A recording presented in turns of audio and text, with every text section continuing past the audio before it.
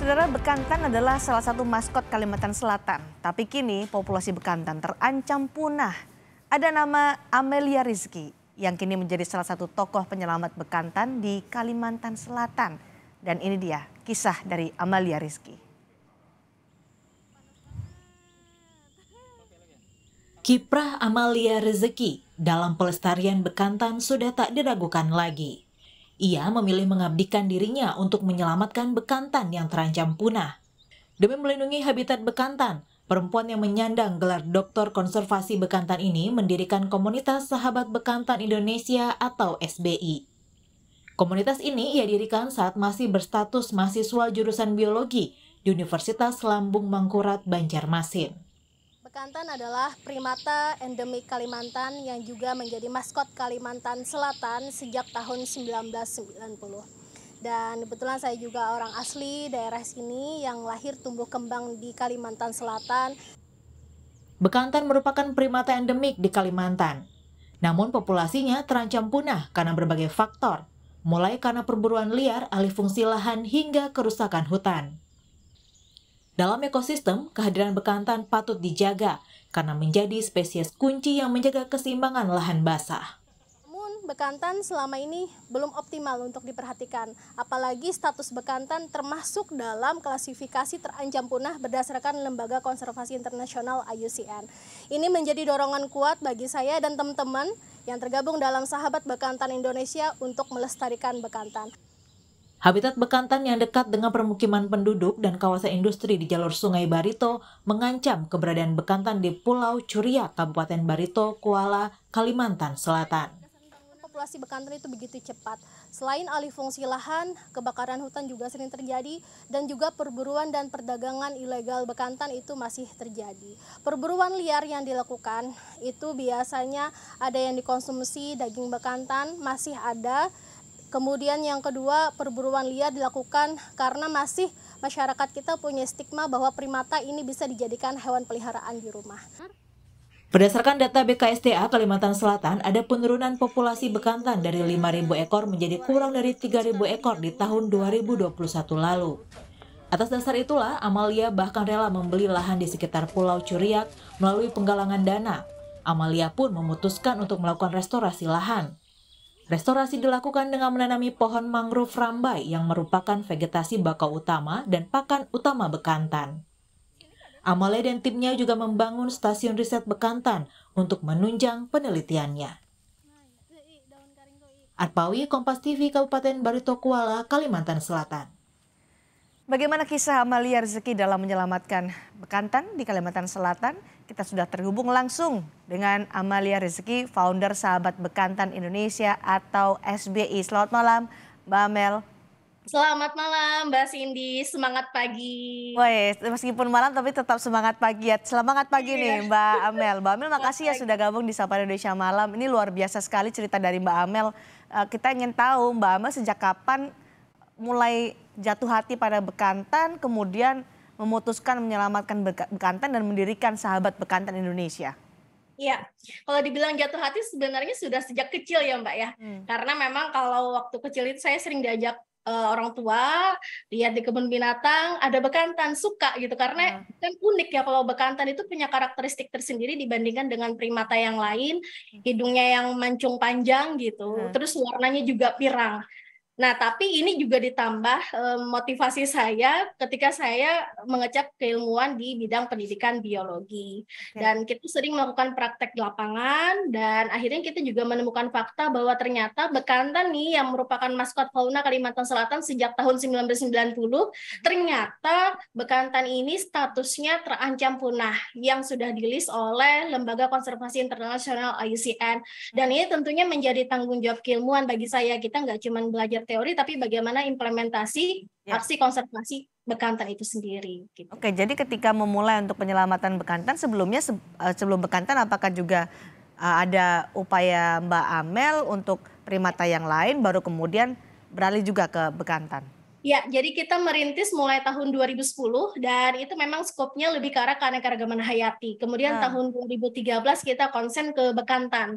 Karena memang sudah endanger, jangan sampai statusnya menggiring seperti orang utan critical endanger gitu. Jangan sampai terlambat dan kegiatan kita ini kita kembangkan menjadi komunitas yang namanya Sahabat Bekantan Indonesia dan kita punya 5 program Mbak Cindy dalam upaya konservasi ini. oke, waktu mendirikan SBI Sahabat Bekantan Indonesia itu gimana Mbak ceritanya sampai akhirnya bisa berkembang, bisa membeli lahan untuk penyelamatan atau konservasi bekantan itu gimana? Jadi awalnya masih mahasiswa waktu itu, Oh, terus oke. ya masih mahasiswa dengan ya biasa kita ada kelompok belajar kan.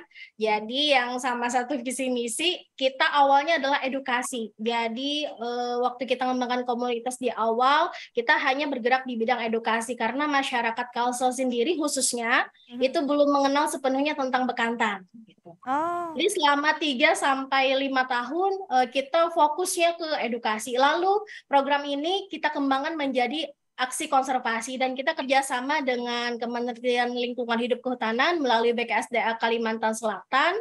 Di sini kita ada program rescue, lalu berkembang ada program rescue, ya. rehabilitasi, kemudian sampai pelepas liaran. Bahkan kita sempat kemarin itu tahun 2017 melepas liarkan bekantan bersama Ibu Siti Nurbaya gitu. Mhm. Dan salah satu nama bekantannya dinamai Lola Amalia gitu. Oke. Lokasi ya, Lola Amalia itu lokasi pelepas liaran yang mana identik pada saat itu nama saya, jadi Oke. dinamai Ibu Siti Nurbaya nama saya.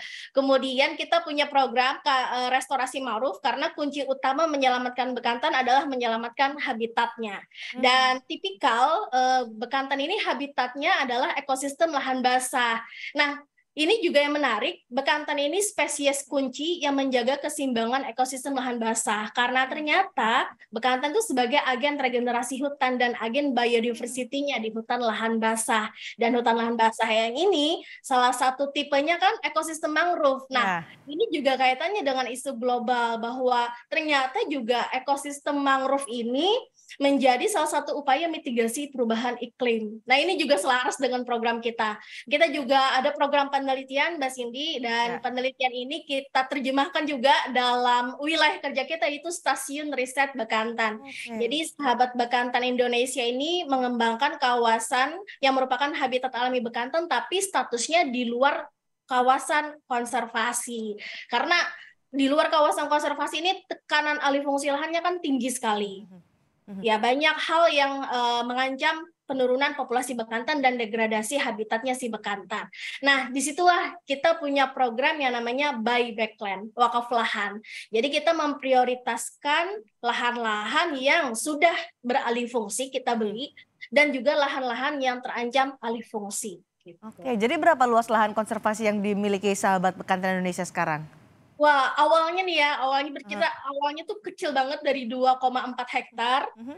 Dan sekarang sudah alhamdulillah karena banyak support juga dari teman-teman, sejengkal demi sejengkal Aha. kita bebaskan itu sekarang berkembang menjadi sekitar 10 hektar. Wow. Itu kita restorasi semuanya. Bagaimana caranya untuk bisa mengumpulkan dana buyback lagi sampai akhirnya sekarang menjadi 10 hektar lebih lahan konservasi bekantan? Ya, jadi untuk program buyback land itu sendiri memang kita merangkul orang-orang terdekat kita dulu. Karena memang yang menjadi support system kita kan pasti orang terdekat. Jadi dari keluarga, teman, kita bahkan urunan gitu. Jadi fundingnya sebenarnya funding swadaya ya.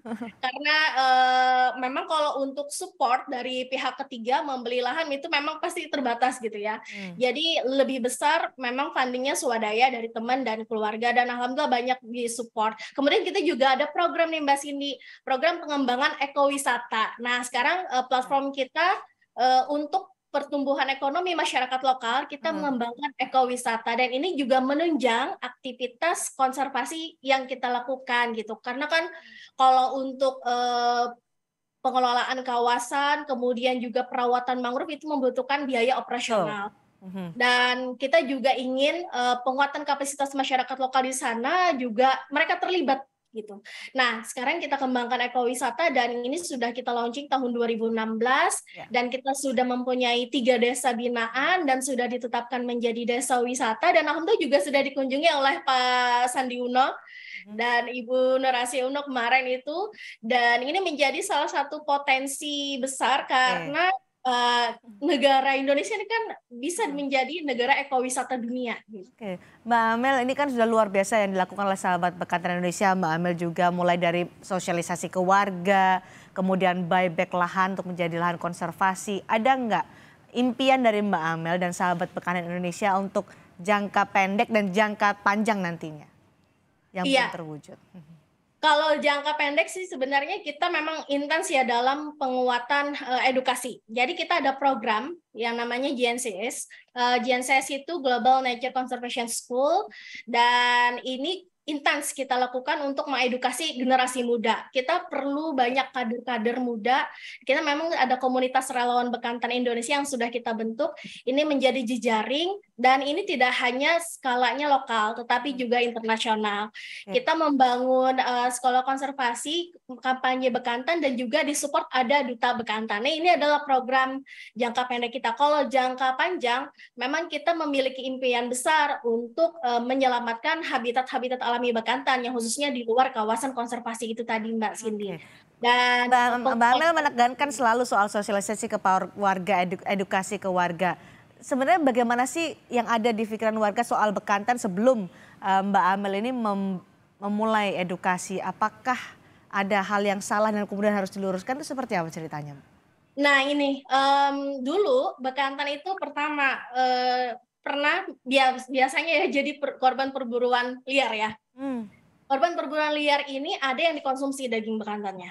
Oke. Kemudian yang kedua sering dijadikan hewan peliharaan. Karena kan biasanya kalau bayi-bayi primata itu lucu ya dianggap.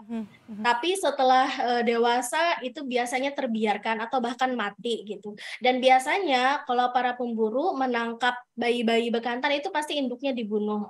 Nah, ini adalah mata rantai yang sulit diputus gitu. Itu belum ada edukasi. Dulu terang-terangan di pasar satwa itu terang-terangan orang jualan bayi-bayi primata khususnya bekantan, Mbak Cindy. Dan setelah kita edukasi, orang mulai ngeh, dan sekarang bahkan di media sosial ketika masyarakat melihat nih ada bekantan ketabrak, itu sudah sigap untuk melaporkan gitu. Bahwa ternyata ini ada bekantan nih jadi korban tabrakan, ada korban kesetrum listrik nih bekantannya, tolong diobatin. Nah, itu adalah salah satu indikasi bentuk perhatian masyarakat bahwa mereka sudah mulai mengerti, memahami bahwa bekantan itu perlu makin peduli ya. Terakhir untuk Mbak Amel, sekarang jumlah bekantan menurut catatan Anda di Kalimantan Selatan populasinya? Iya, di Kalimantan Selatan itu sendiri memang pada tahun 2013 tuh 5 ribuan individu ya Mbak Cindy.